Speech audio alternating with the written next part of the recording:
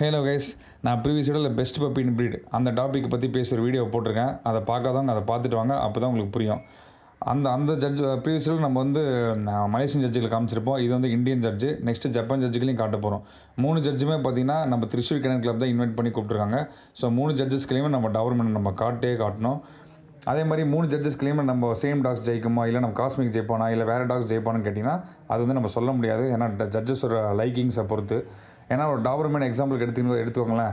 ஒரு டாபர்மேன்லேயே பார்த்தீங்கன்னா யூஎஸ் டைப்புன்னு இருக்குது, யூரோப்பியன் டைப்புன்னு இருக்குது. சில ஜட்ஜஸ்க்கு யூரோப்பியன் டைப் பிடிக்கலாம், சில ஜட்ஜுக்கு யூஎஸ் டைப்புமே பிடிக்கலாம். ஸோ இப்போ யூஎஸ் டைப் எப்படின்னு கேட்டிங்கன்னு வச்சுக்கோங்களேன், டாபர்மேன் ஸ்கொயர் டைப்பில் இருக்கும். ப்ளஸ் சைஸுமே சின்னஸாக இருக்கும்.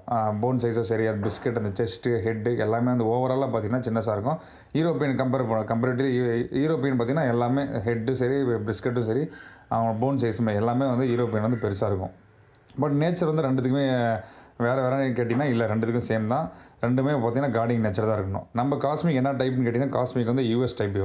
இவன் ஸ்கொயராக தான் இருப்பான்.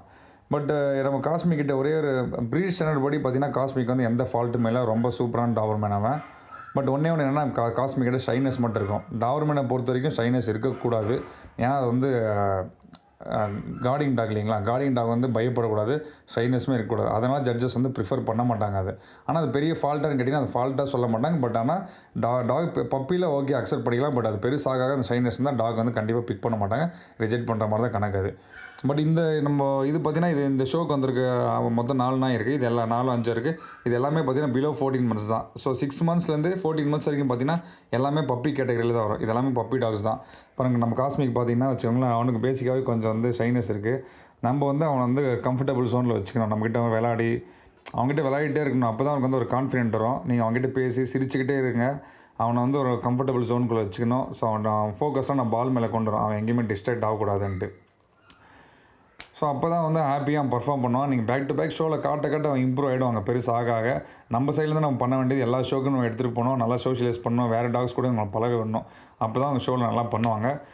நீங்கள் எனக்கு இந்த மாதிரி நிறைய நீங்கள் டாக் வீடியோஸ் பார்க்கணும், நிறைய டிஃப்ரெண்ட் ப்ரீட்ஸ் பார்க்கணும், நிறைய ஷோ நீங்கள் பார்க்கணுன்னு ஆசைப்பட்டீங்கன்னா நான் இந்தியாவில் நடக்கிற எல்லா ஷோக்குமே போகிறோம். நீங்கள் சேனலை சப்ஸ்கிரைப் பண்ணி எனக்கு சப்போர்ட் பண்ணுங்கள். தேங்க்யூ.